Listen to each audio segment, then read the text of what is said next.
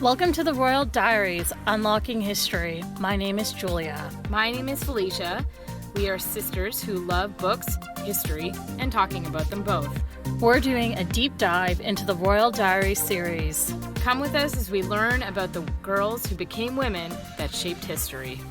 Nzingha, Warrior Queen of Matamba by Patricia McKissack, presents the diary of a 13-year-old Nzingha, a 16th century West African princess who loves to hunt and hopes to lead her kingdom one day against the invasion of the Portuguese slave traders. So a few things before we get started. Okay. I just want to say that organizing this episode was a struggle for a few reasons. One, my very, very white and Eurocentric history lessons in elementary and secondary school taught me almost nothing about the African continent and its peoples or their various histories. And two, when I finally did get classes about the African continent, let's just talk about the slave trade. Yeah. Which again, very important, but at the same time though, that's part of very long and ancient history. We're literally the cradle of civilization. Yeah, exactly. Like the first peoples came from, and we only want to talk about it when the white people show up. Yeah, we only ever really frame the various nations and peoples within Africa as this really massive continent, as this complete monolith. And we do want to get into some type of details, but at the same time though, whenever we try to really go and unpack the histories or anything like that, it always needs to be buttressed up by white European narratives. I'm a white person talking about this type of history. And obviously, to learn about history is available to anybody, but it's always being cognizant of both your positioning, but also who was writing the history that you're then reading about. Yeah, that's the biggest thing, too. Exactly. Or even though they have a rich history, who are the people that actually wrote about it? And then how did they decide to write about it?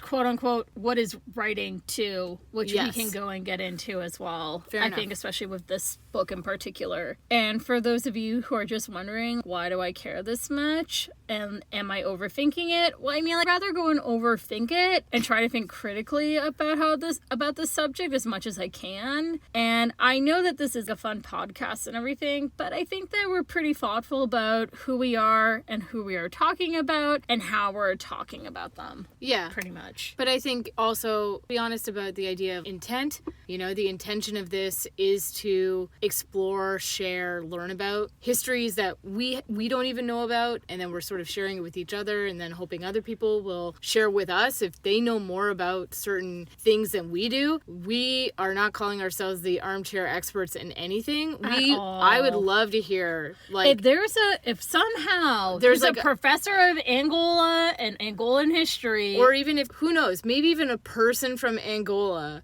comes across this podcast and is, I will tell you about the history of my country. That would be amazing. I would love to hear that. That would be great to hear it. As, you know, we have to do the history of Canada when we're in grade 7, grade 8. I wonder, in Angola, do they have to sit down and do the history generally of their country? That's usually like a crash course in most school education. So even if someone says, I only got the crash course in my country's history when I was a kid, it's still more than we got. And again, oh god.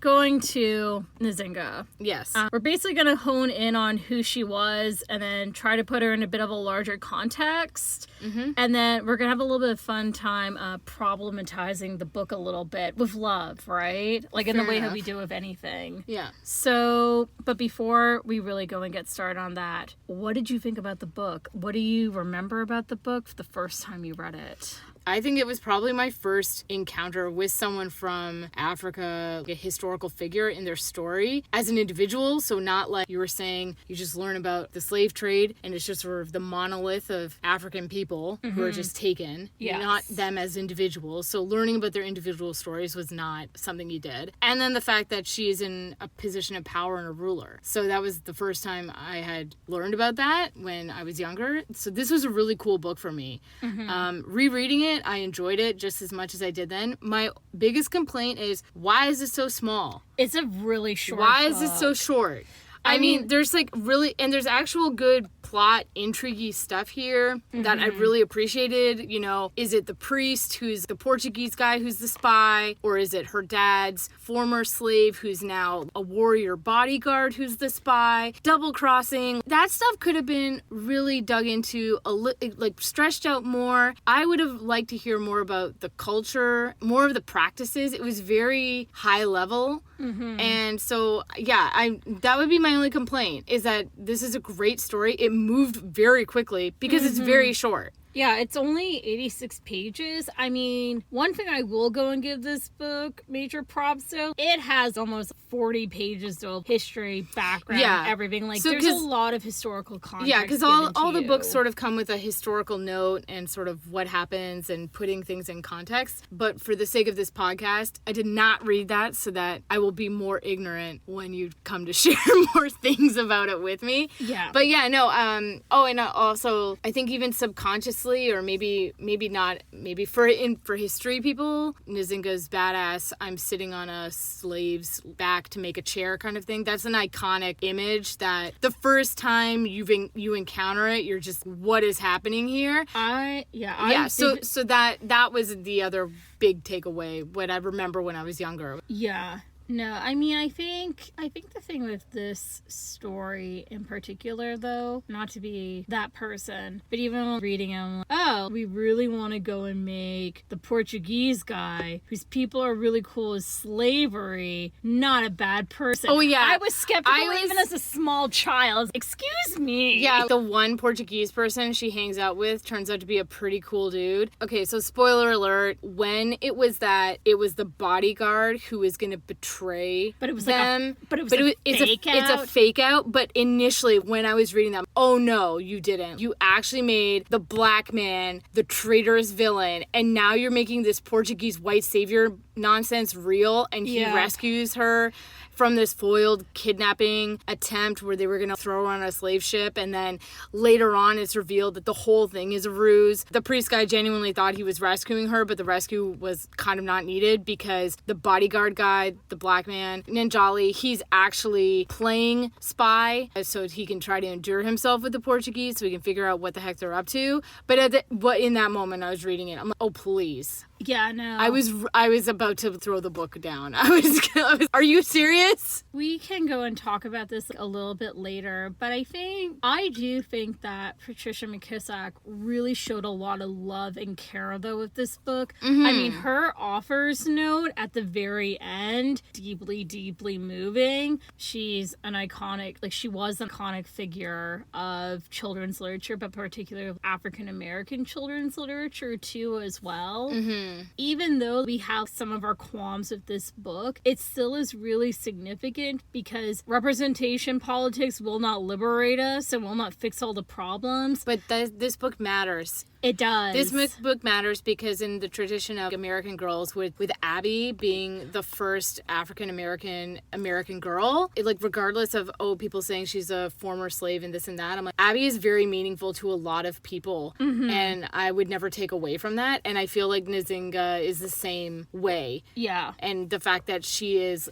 a princess. Yes. And I think that's what's wonderful about this series is because it's saying princess doesn't just mean Euro, white, centric fairy tale princess. I love it because we're not even having to make up a person to make sure everybody feels they're being represented. This is a real lady, and I'm going to tell you this real woman's story instead of Disney trying to make up a princess story to be able to sell frog princess merchandise. Even though we do love Tiana. But she was a frog for 90% of the movie. Why was she a frog? I know. Why can't we let black people be black people? Exactly. Anyways. I really do value this book and I understand its importance, but I do think it says something that, one, we are told that she is writing in Portuguese, which we do know canonic she spoke and she read and she wrote in the language. Yeah. But at the same time, though, it's a framing that happens in this book that does make me feel a little bit uncomfortable. Why couldn't she be writing something in her own native language? And did they even have a written language, though? But at the same... Or were they oral oral storytellers, and it could be like, this is the story of my life. Well, and also at the same time too, though, it's there are different ways of writing too. It's when the talking drum is like letting them know the few weeks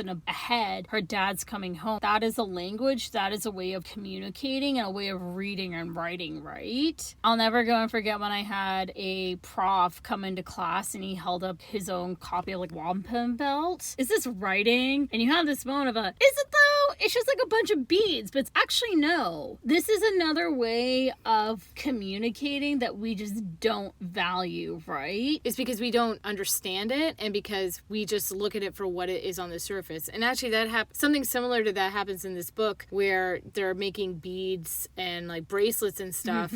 She's telling the story, and that was very clever in terms of incorporating how folk art is used to tell stories, but then that's also exposition wise how we get the story of how did Nzingha's father and her mother get together, and who are her siblings, etc., and how did they all come together and create this bond, which is you tie the bracelets together. Which, to be honest, is done a whole lot, I think, more organically than some of the previous books where it's like, oh no, let me go and mention my sibling. Yeah, here. it was much more finesse to it. Exactly. Yes. We don't really talk too often about the writing in these books. It's true. I mean, we touched on it briefly, with Elizabeth about how it's hard to put in exposition stuff in a historical context. We also talked about how sometimes you give almost too much information about this person, but they're really trying to give a sense of who this person is, but they're just a bummer. Yeah. I'm looking at you, Isabel. Yeah. So in this one, I think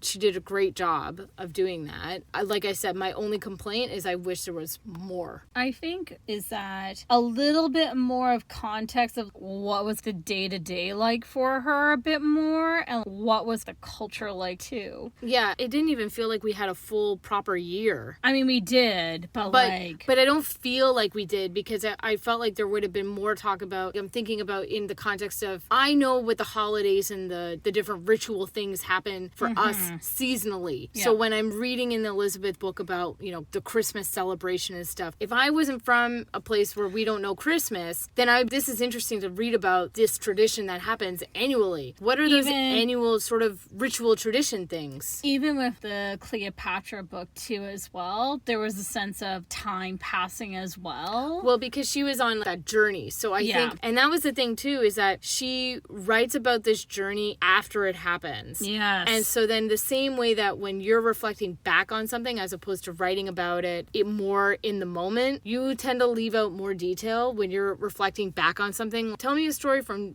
4 months ago about this thing you did. We're in the middle of the pandemic, so we're all doing the same thing. But you know what I mean. It would probably be summarized in, 4 to 5 sentences versus if I said, sit me down and tell me about your day, and then we actually have a more dragging it out kind of conversation. So let's just go and have a brief bio overview of Nzingha's life, which I just want to say we've kind of have realized that so far all of these women's lives were kind of a bummer. So the trend continues. Oh man. I know, right? I want to also say this last thing about this book. Nzingha being the firstborn child and also trying to get her dad's attention and her dad's favor and being kind of a tomboy and being, I'm as good as a son and I can do boy things. High key related for when I was reading that. And I was, it brought me back. There was this whole thing of my dad's a firstborn and I'm a firstborn, so I wanted to bond and be firstborns and all that stuff with him. So I totally understood where she was coming from. You understand where she's coming from? But now let's learn where she actually came from. So Nzingha, she was born in 1583, roughly around, we don't have an exact date of her birth. Her father was, which, by the way, I just want to say, I'm doing my best with the pronunciations, by the way, but if I flub them up, it's just a reflection of me and what I can and what I cannot do. We're doing our best. best. We're doing our best. Her father was Ngolo Kilomombo Kia Kasenda, and her mother was Kengala Ka Nkombe, and she was one of her father's slave wives. So there's a little bit of, let's polish this up and make it nicer for the children. But we understand why. Yeah, he had like freed her in the book or whatever. Yeah, and from the outset, she was viewed as being very special. And according to the familial lore, she was a breech birth, and her umbilical cord was wrapped around her neck, which, if you know anything about obstetrics, it's not ideal. No. And her name comes from the Kibundu verb kujinga, which means to twist and slash or turn. If you were born either in a breech birth or with your umbilical cord around your neck and you survived, you were considered that you were going to go and be mighty and strong because you had the fight to be alive. Yeah, well, and basically, this kid survived their birth. Exactly. Don't stop them. So in terms of did this happen, didn't it happen, I'm inclined to believe that it happened when we literally have naming rights. It tells us something about her. She grew up in what's now modern day Angola. Do you know where Angola is on the map? Yes-ish. Okay, so I know where it is in proximity to Nigeria because I had to do a social studies project on Nigeria back in the day. So if you look at the African continent, sort of a reverse P with a little bit of a V at the bottom, it's more towards the bottom of the V on the left side towards the P. Like right above South Africa, it's bordered by Namibia, all of that. They follow along a river too, which is the one that she travels up at towards the end of the book. So yeah, that's where she is. At the time of her birth, Portugal had been expanding its empire within the African continent, particularly along the Angolese coast, almost 40 years at that point. There wasn't really a formal king or kingdom before that. It was sort of like a loose collection of tribes and clans, everything like that, whereas we're going to go in an agreement with each other, we're going to be fighting with each other, everything like that. However, Portuguese showed up and we need to go and unite because these people will fuck us up pretty much. Yes. They don't need to divide and conquer. We're already divided, so they will conquer us. Exactly. So let's undivide.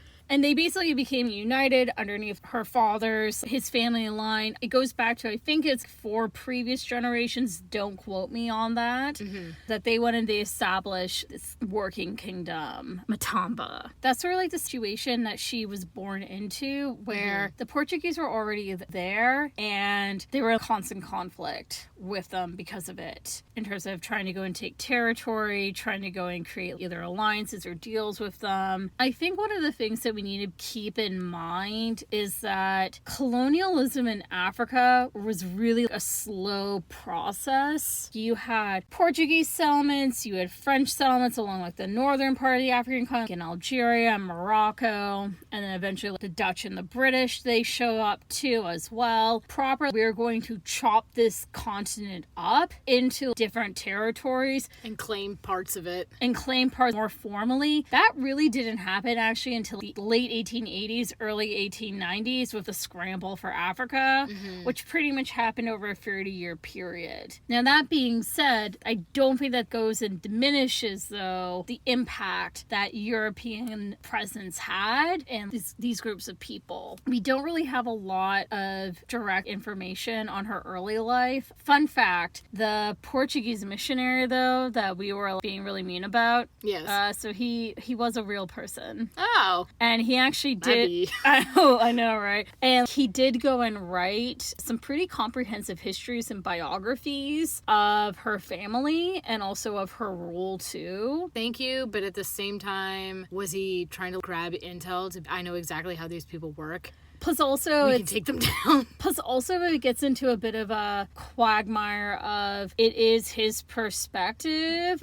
on watching other people's rituals, and he doesn't understand it, so he's probably very judgy. And well, and also too, it's I don't know about you, but if I had somebody from across enemy lines come up to me and say, "Hello, I would like to know some information about like your people," I don't don't know if I'd be going and telling them the exact freaking truth, right? Fair enough. What we had to go and like work off with in terms of like her childhood and everything, we don't have a lot going with it. She wasn't considered to be the actual heir. That was going to be her brother. Her dad really did indulge her and really did in terms of her education, what she was allowed to go and see and what she had access to.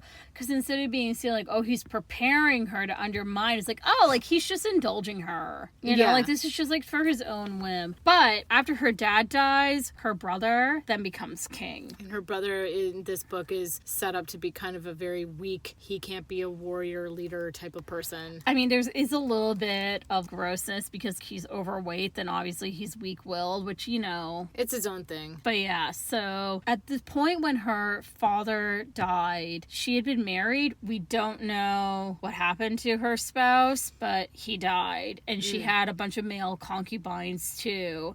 And at that point, she also had a son. And when her brother came to the throne, he got really freaking paranoid of what would happen if something happened to him. So he may or may not have definitely did have her kid murdered. Oh my gosh. But it gets worse. Oh no. I just want to go and say this. I read this line and then I went and I looked at a bunch of different places. Where's their source? Where did they go and they find this? But I saw enough people going and saying this. Okay, there probably is a grain of truth in this. He probably had Nzingha and her sisters sterilized. Oh, gross. Awful. Exactly. I mean, she never had any children after her son was killed. Fair enough. That would track. That happens. That's like very short-sighted because did he have children? Well, he did have a son. But what if that kid gets bit by a snake or something? Now you're, oh shoot. Well, we're gonna go and get to his kid.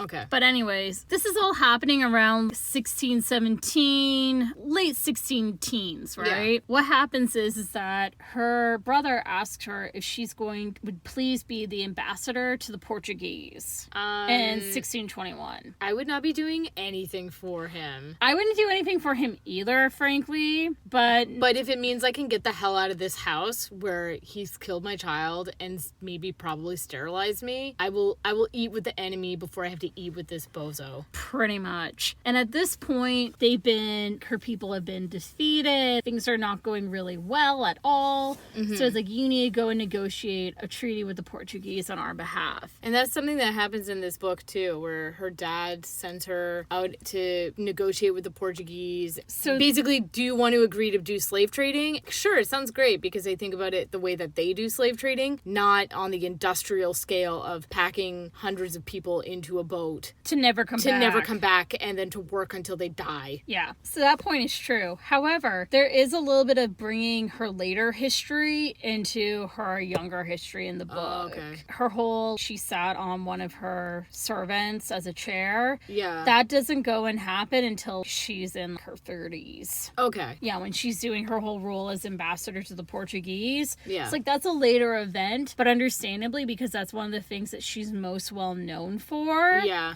they wanted to bring it into this book. Well, and also, too, is that I think it really establishes her character of in, like, the context of the diary. She is strong-willed. She understands who she is. She's not going to submit or be seen as unequal. Very beginning, she's shooting her mouth off and she's trying to be seen, and she doesn't seem to understand that there is a certain level of tact and also diplomacy, being strategic in terms of how do you want to approach this kind of stuff. So then she ends up showing it when she ends up encountering the Portuguese. Yeah. And I mean, she did that in real life though, right? Yes. She became the ambassador. She was only offered a mat. She went and she asked for one of her servants so she could go and sit on him. Which, you know, I have my own thoughts about. On one hand, like, it is that boss moment of I'm not going to go and sit on the mat and be seen as demeaned. However, you're literally sitting on somebody's back. Yeah. Makes you feel a little bit uncomfortable. But at the same time, though, like, you don't want to argue in bad faith, right? No, and that is one of those things, like, what is equality and, like, what is trying to be on the same level with someone look like? And it's, well, if I have to achieve equality by literally sitting on the back of another person, is it true equality? Instead, Portuguese person, why don't you sit your ass down on the ground with me on no chairs if that's what you want to do? But that's clearly not what they wanted to do, so. And also probably not a possibility too, right? Yeah. By virtue of the fact that not just is she not Portuguese and she is the other, capital O, but she's also a woman too. And to be a woman is to be constantly the other. So anyways, I have thoughts on that. It's, yeah. Anyways, so. I basically won't put it on a coffee mug and write like girl boss. Pretty much. That's what I wouldn't do. Yeah, no, there's no point in going and monetizing any of this. So she basically goes, she sets up this treaty, everything goes really well. She is actually the pretty freaking boss, though. Yeah. Like, she was really great because she was also fluent in Portuguese. Ah, yes. The language of the enemy. She could read and write and speak in Portuguese, which really does always go and set you at an advantage. After the negotiation, there was some more internal issues, essentially. And then her brother died a few years later. And some people are like, oh, like, did he commit suicide? Was he poisoned? Was he, aside from being poisoned, was he stabbed? We don't really know the circumstances of his death. But yeah, were they shady or were they normal? They were a little shady. They were shady. And the thing is, too, is that it was also shady because his son also died at that time, too, as well. What a happy coincidence. Which, you know, but I think at the same time, too, though, in terms of shady stuff, this isn't much different from what a lot of other people have done. I'm not saying it's good. Oh, but no, it's no. Not like... It's equal opportunity power struggles, Exactly. regardless of where you are. No, she went in, she took the throne, had to go and fight against at the same time, though, should she be there as a woman, as a ruler, which, again, we're not really surprised about. At the same time, though, she didn't use family genealogy. Plus, also, she went and she pointed out both her skills and mastery in her relationship with the Portuguese, not in terms of I'm really good friends with them, but I can go and out with them, basically. It's more than just saying, oh, because of my lineage, I deserve to be here. Instead, she's saying, regardless of lineage, I'm the best advocate for our people against these people. So that's why you should pick me or let me rule. She pretty much ended up going and doing that. And at that point, so she got into the throne and things were like, it's not always like the easiest, but things are fine. And she ruled for a really long time, though, by the way. She got the throne in the 1620s and she died in 1663. Wow. Yeah. And so a couple decades. That's like that rivals Queen Elizabeth I, who's like 46 years. 45 years, yeah. Yeah, no. She was around for a really long time. Good for her. Exactly. Pretty much what happened is that the Dutch West India Company starts to go and establish itself within the African continent, and they realize that that actually is a really good way of aligning ourselves against the Portuguese, because I think one of the things that a lot of people don't always realize, and to go and step out of just Nzingha for a moment, is that the first enslaved Africans were brought over to North America in 1619. But the slave trade had been going down in Brazil and throughout South America for almost 100 years previously. Yeah, there have been people who have been enslaved, and people have been getting imported. People put on ships against their will, one way or the other. Exactly. To do labor that they don't want to do. Who they're not going to get paid for, and they're not going to ever be able to go and break out of the cycle, and their children remain slaves too as well. Yes. There's no way for it to end. So essentially when the Dutch show up, they're not the only new players on town. They're not they go and they align with the Dutch because the Portuguese Empire, I think, is something that, like, we often go and talk about the Spanish colonial empire or the British colonial empire or the French colonial empire. Portugal did a lot of shit. Brazil is just there. You know, why are all these people speaking Portuguese? And it's like, well, we know, right? Yeah. Because of a long history of colonialism. It's true. I mean, if it wasn't for, I do remember this, that if it wasn't for Brazilian silver mines, essentially silver wasn't a main form of currency. Nope. Until the Portuguese had those mines and they forced indigenous people to work in those mines, and then obviously indigenous people are dying off because these conditions of the mines are terrible, and they're also dying from European diseases because that's what we bring to the party. And so, well, how are we going to replenish our supplies? Let's steal them from Africa. Yeah, or like buy them. Or buy them. Yeah. Legally, that's how the silver carries across the globe. And then let's also go to Asia and buy a bunch of stuff from Asia too. And that's how silver ends up in China. The sheer numbers as well. Like, I think it's always important to go and step outside of your knowledge base, both to go and learn, but also to become a little bit uncomfortable too as well. Our knowledge, like speaking as somebody like lives in North America, it's always filtered through what happened in North America. But when you go down to the Caribbean, you go into South America, there were 1 million enslaved African people in Brazil alone at the height of it. Just active slaves. Yeah. And it's kind of staggering when you think about it. Yeah, like the sheer number of it. Commerce will reign supreme. Yeah. People want to make their own money. But Nzingha didn't want to do that. Yes. So tell me about, like, did she actively resist participating in the slave trade? Because how is this working? So here's the thing.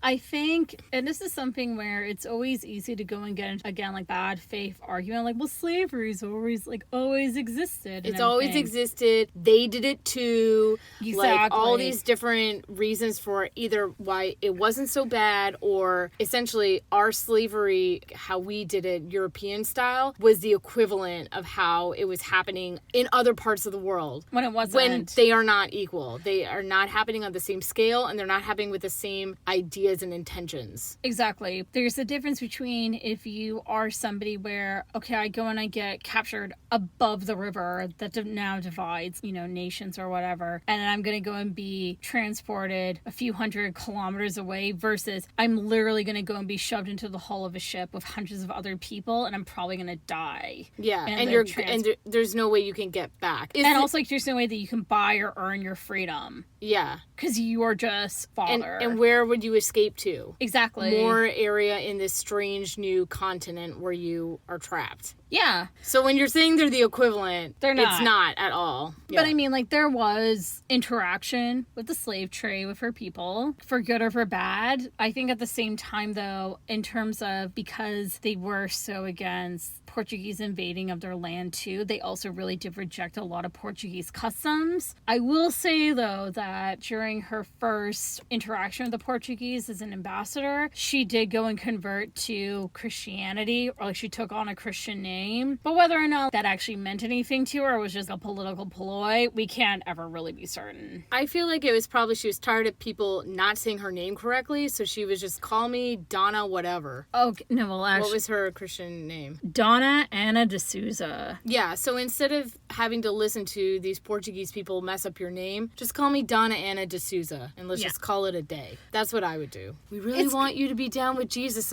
If I'm down with Jesus and you leave me alone, I'll be down with Jesus. It's sort of like the way how Elizabeth said to Mary, oh yeah, I'm down with Catholicism. And the same way that she told her super hyper conservative Protestant, oh yeah, I'm down with wearing black and white and simple clothing. And then the moment that she becomes queen, she's I'm peacocking around. Yeah. And also, boom, Catholicism. No one cares. Yeah. You go to church. I go to church. Everyone gets church. Whatever you want to do. You do you, boo. You do you. Exactly. As long as you pay your taxes. Going all the way back to, there was alignment with the Dutch West India Company, also working with alliances with other kingdoms around her too as well, particularly the Kingdom of Congo. She also went and set various diplomatic missions to go and negotiate, not just with the Dutch, but again with also the Portuguese. The one main thing was that she also went and moved her capital into as well, because she was always really strategic about where to go and move the economic center of her kingdom, because then that was then going to go and bring more people in, but then also going to give them a higher chance of also then dispersing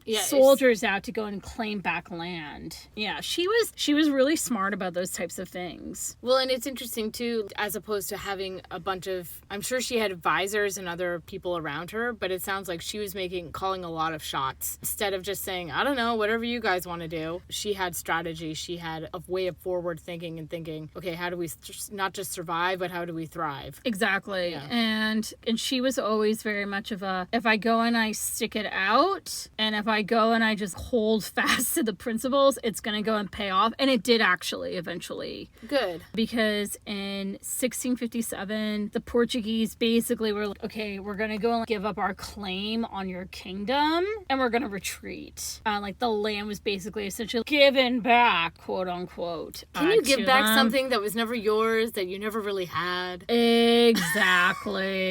There was a lot of resettlement at that time. Farming was in a complete mess as well. There was a lot of economic peril with them leaving even, because there's a difference between a country at war and then a country, quote unquote, at peace. You have to go and deal with the repercussions of literally decades of conflict, right? Yeah. I mean, it's very hard to grow and to create a thriving infrastructure, agriculture, etc. if you have to put down your hoe to pick up your sword, so to speak, or your spear. That happened in 1657, and she died peacefully 6 years later. In 1663, she died at the age of basically 79, 80. All right. I know, right? In terms of her immediate family, her sisters in the novel, they existed. One of them was also baptized, but she was killed after being captured by the Portuguese. And then we don't know what happened to one of her other sisters as well. One of them did go and succeed her briefly as queen too. After she died, did the kingdom just sort of fall into the hands of the Portuguese again, or? Not exactly. It was able to go and last for a little bit longer. There was a strong Portuguese presence and a strong Dutch presence too.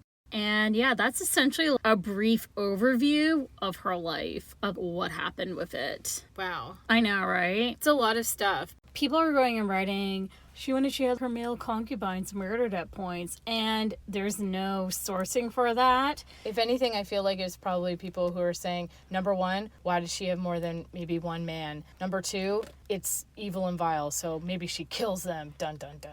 Exactly. And the thing is that you go and you see it on one website, and then they cite to another website, and they go to another website, and then I go and I find an ebook copy of a couple of books with her life, and there's no mention of it. And if I miss something, please let me know. But I'm just, again, it's you're trying to be a responsible historian. You would rather say, look, I don't have as much stuff, but frankly, you don't want to put more stuff out there if you can actually say, rubber stamp, this is probably true. Exactly, because I think that there's enough self-aggrandizing and also enough BS making that happens quite often in history, because we love a good narrative over fact. Well, and if something sounds good and well, number one, it sounds good for juicy narrative purposes, but number two, maybe it could have happened, and I'm too lazy to, dig to find out, did it happen, did it not?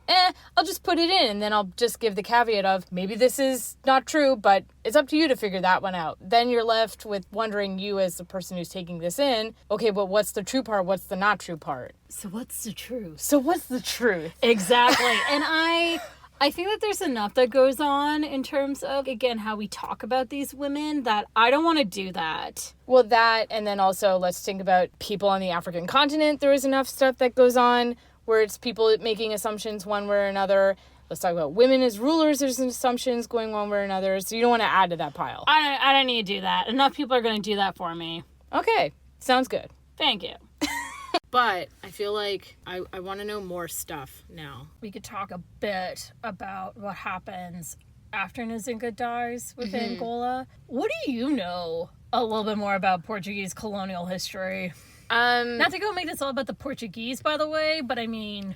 Well, I know that Portugal colonized Brazil, and the majority of the people who they enslaved were from the Angola, West African region, that sort of element of it. But in terms of Portugal as a colonial power, I feel like they almost get backburnered in a lot of history textbooks, because then the focus is initially it's about the Spanish, and then it's about the British, and then it's about America. Like the other nations that played a role in this, it's not like they get a pass, but because they're not the biggest or whatever, I guess it's just sort of put to the side. Yeah, I think a really great illustration of that is when the Simpsons are going down to Brazil and Bart goes and spends the entire flight learning Spanish, becomes fluent in it, and then Bart, they speak Portuguese in Brazil. I tried to find mood music to listen to while I was reading this, and I discovered something. Did you know that samba music is traditionally from Angola, which is the forefather of samba music? I'm not surprised. So, which is obviously the music of Brazil. No, duh. No, yeah. Yeah. But I'm just saying, if you want to listen to some pretty sweet Angolan jams, samba music. It's great. Oh my God. We watched that sort of crash course into Brazilian history and how I didn't know that it literally was a line down the middle of South America between the Spanish and the Portuguese. These are your people, these are our people. And basically that's why the biggest chunk of South America, they all speak Portuguese because it's Brazil, but it's actually just one nation that actually speaks Portuguese. The rest of them speak Spanish. So, yeah. What happened in Brazil, and in a sense like the schism that happened after Nzingha died, would get splitting off from Brazil and basically becoming the Empire of Brazil, which essentially happened because the Portuguese crown prince at the time, I really like this Brazil place. I do not want to go back home. And you have to come home. No.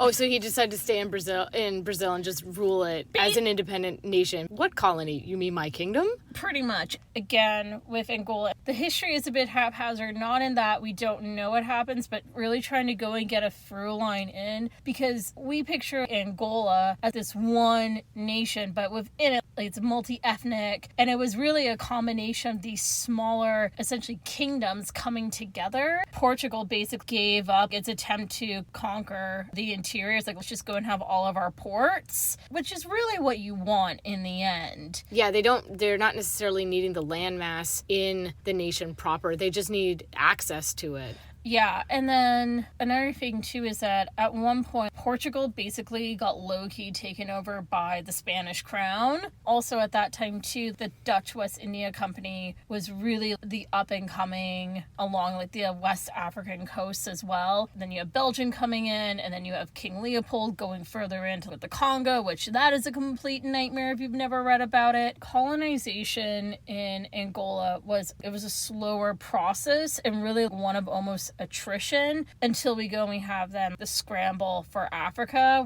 By the time Brazil is established or everything, like that was really the main point of trade, both in the export of human beings for the slave trade, but then also in terms of goods as well. Yeah. So it was very, like a very tight web, so to speak. Yeah, that triangle. Exactly, between Brazil, Portugal, and Angola. Because that's another thing too, when you go and you look at, where's the Portuguese language now? And it's the majority of speakers are in Brazil, Portugal, and then it's still Angola, right? Yeah. Portugal never really expanded much further from there. But they never really left. Exactly, and its hold was there too. Coming like the 20th century, we have the Angolan War of Independence. This War of Independence ran from 1961 to 1974. There was a little piecemeal struggle, it seems, between different factions. So are they communist, or are they socialist, or what are they?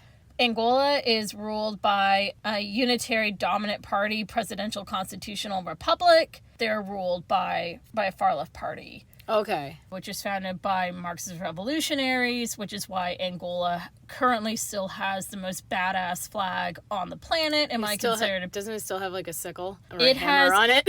No. It has a gear with a machete and a star. Look at that flag. Yeah, there's no question what they're all about. Yeah, and also there was apparently a motion or something that was put forward in Parliament about 20 years ago. Let's go make a more optimistic flag. Maybe we should temper this down, not be so aggressive at the UN, and forget that. So what were those other proposed flags? Okay, just for your own curiosity, so there were two proposals, according to crwflags.com. One in 1996, which is a tricolor horizontal stripes of red, green, and black. Okay, so basically what they have minus the machete and the gear and the star. Well, yeah, but also adding in green. Oh, okay. And then there was a proposal that was done in 2003, which, how would you describe this?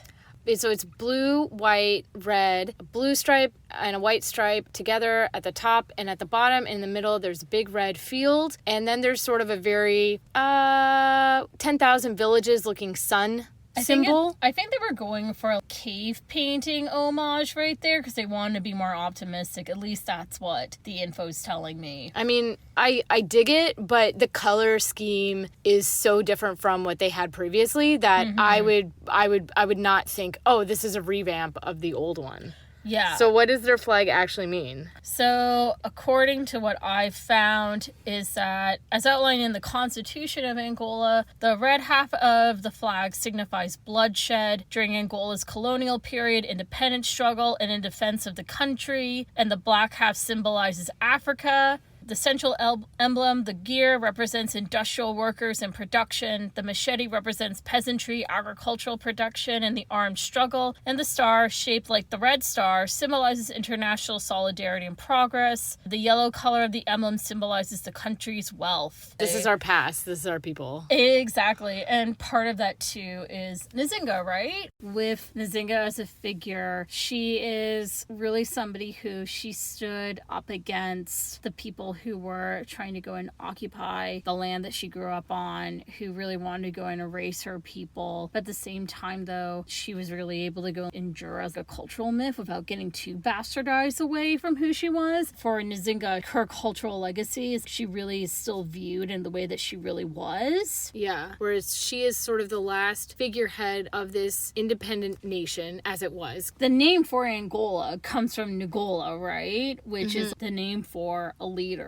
right? Yes. So that legacy is still there, even with the country's name. You want to talk about a figure who, she isn't made by the Portuguese. She's not propped up by the Portuguese. Yeah. She's there in her own right as this person that they can look to. It wasn't just a puppet queen. Yes. It was a real ruler. We're a great people kind of thing. Which I think has a lot of value for a lot of people, because how many great leaders do you have versus a puppet or a figurehead? That is definitely part of her legacy, but I think that's also why she's just such an interesting person too, though, as well, because we again have the thing where none of these women were supposed to be queen if they were actual rulers. I guess one thing that I'll say is disappointing, it is always hard to know is who's well known outside of the historical circles, outside of the circles of people who care about royals. How well is the name of Nzingha known? Not that well known. And it's shameful because I feel like she is above and on par. She's definitely above some of the other people who we've encountered in terms of what they've accomplished or what they're about. Yep. Or she's at least on par. If you're going to, talk about Elizabeth I